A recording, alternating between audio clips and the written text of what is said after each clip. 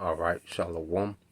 First and foremost, I would like to give all praise and glory unto Yahweh Bahashem, Yahweh Shah Bahashem, Makakwadash, and double honors unto the apostles and the elders, GMS, who rule well, teach well, being great examples to his younger brothers, and peace and blessings and salutation to the hopeful elect out there pushing his word and truth and in sincerity across the four winds in the name of Yahweh Bahashem, Yahweh Shah Bahashem, Makakwadash, pushing to get up out of here. Shalom to the hopeful elect, the believers, the listeners who have came back to the obedience of the scriptures through faith in Yahweh Bashem Al Shah. All right, and what I want to get into with this lesson this morning is dealing with the interest, all right, the king's interest, you know, and as we understand what we're a part of more and more, all right, we begin to understand, as servants, as brothers that's out there on the front line serving Yahweh Bashim Al Shai, through this ministry, through this word, through this work, this labor, on and off camera. We understand that we're here to serve the king's interests. We was born into this world, with the intent, all right. Yahweh Bashim Al Shai sent us back into this world with the intent of serving the king's interests. Okay? Now we got, other things going on in our life. Okay, but the priority, all right, the main thing, okay, that we mature into realizing is that, wait, we're here to serve the king's interest. And we begin to, organize our life, okay, around serving the king's interest, which is ultimately Yahweh Shai. All right, so when you go into the book of Proverbs 27-18, it says, whoso keepeth the fig tree shall eat the fruit thereof. So he that waiteth on his master shall be honored. Okay? Let's read this in NLT. A worker who tends a fig tree are allowed to eat of the fruit. So workers who protect their employees' interests, all right, their employer's interests, okay, will be rewarded. Who is our employer? Yahweh Shai. Who is our master? Yahweh Shai. Okay, so just as a laborer will be allowed to partake in the fruit that he's tending to, okay, as we serve Yahweh Shai, we're going to partake in the fruits of the kingdom, okay, which is immortality, rank, power, authority, okay, land, wealth, you see, servants, wives, families, you see. So as we're partaking and tending to the king's interest, we're going to be able to partake, all right, in the fruit of it, the rewards of it, man. Okay? Let's go here to the book of Luke, chapter 19. It's the book of Luke, chapter 19. And let's start at 12. Luke 19:12. It says, and he said, therefore a certain nobleman went into a far country to receive for himself a kingdom. All right, and it's Yahweh Shai going into the spiritual realm. Okay, to receive the authority, to have a kingdom in the earth, man. And he has that authority. He's just waiting to be sent back now. Okay, and it says, and to return. All right, and this is what we are waiting on, his return. But as we await his return, okay, he left us, okay, things to be occupied in. And he called his 10 servants and delivered them 10 pounds and said unto them, occupy till I come. Okay, occupy, which means what, man? You see, to be busy. You see, I'm giving you these talents, but I want you to use these talents to what? Bring me what? Interest. You see, I want you to use this talent to gain, to make gains while I'm gone. Okay?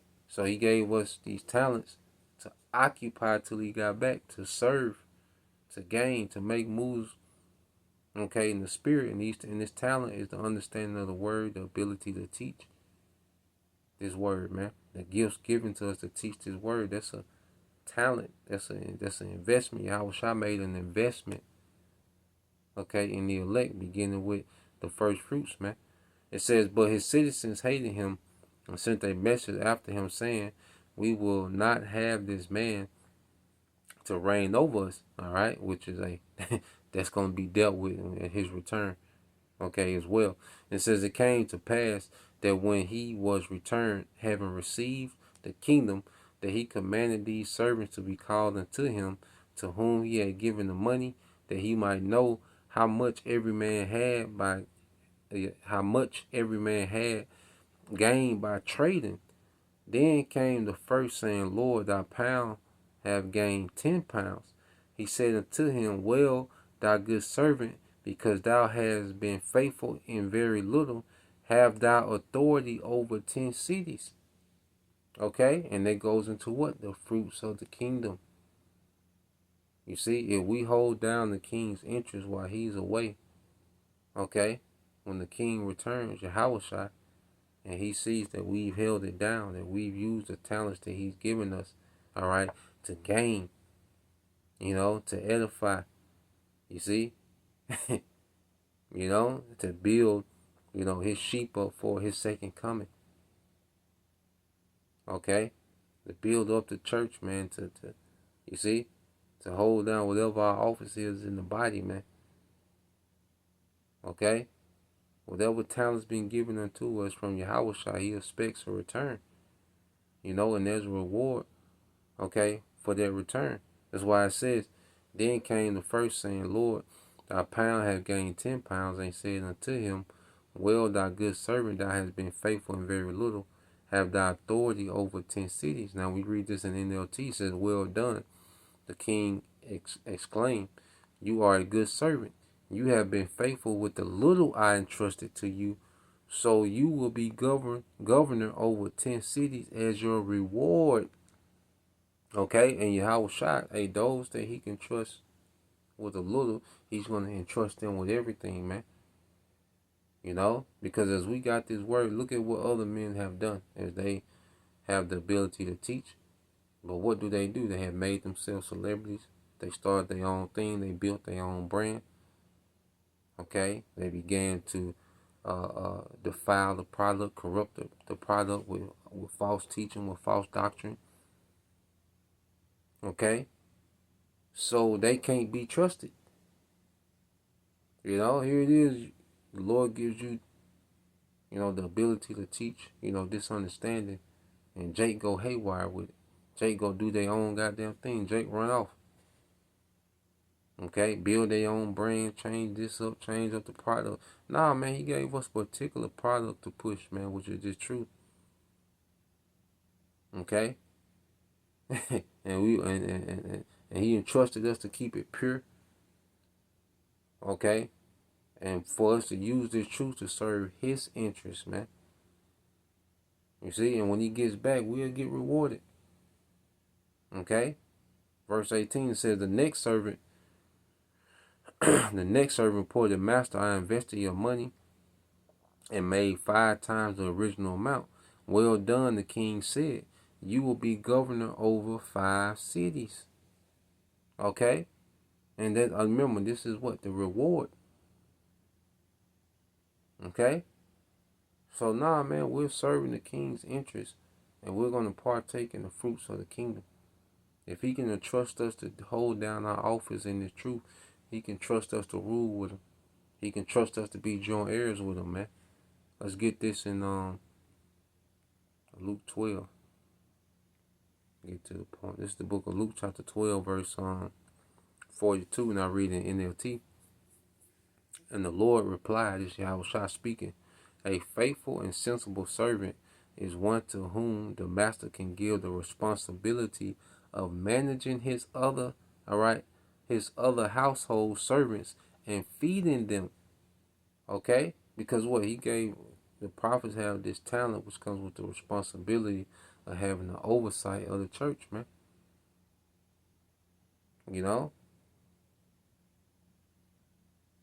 Verse 53, if the master returns and finds that the servants have done a good job, there will be a reward. Okay? So within, the ministry, the Lord has set up prophets, all right, as leaders, man. All right, with the responsibility, okay, of holding down the house. All right, ultimately the house of David, the elect. Each brother in their own office, man. Okay?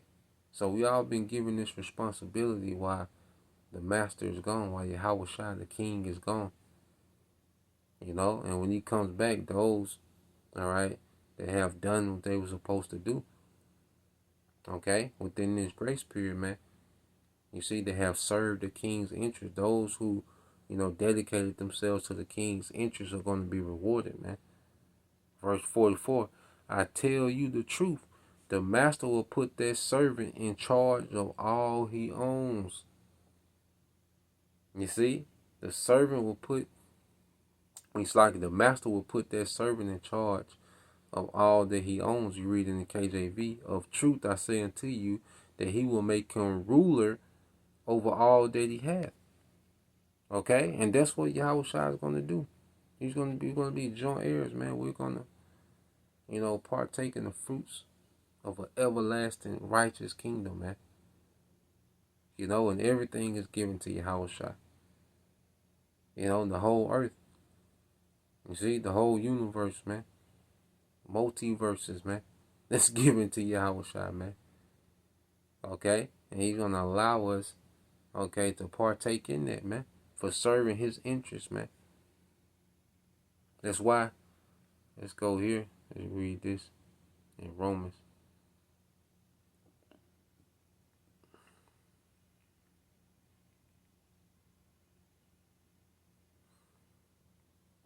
And we'll end it here. This Romans, all right, 8 and 18 says, for I reckon that the suffering of this present time are not worthy to be compared with the glory which shall be revealed unto us, man. Because as we're, maintaining the house, it's not a pleasant situation, man. We in scrapes, okay? We have to continue to be disciplined, okay? It's a fight in the flesh, you see? We have to, continue to fight that old man until we change,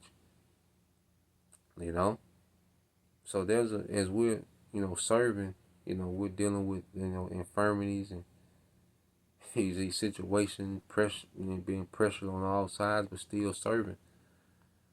Okay? And if we overcome, man, if we make it to the end, you see, if we hold down the king's interest in the midst of all these adversity, man, we're going to be rewarded forever, man. And it's not even going to be, like bringing up what we went through to get the kingdom. It's not even, it ain't even be worth bringing up the things that we had to suffer and go through, all right, to get the kingdom. When we're in the kingdom, it's not even going to be worthy of bringing up, man. You see?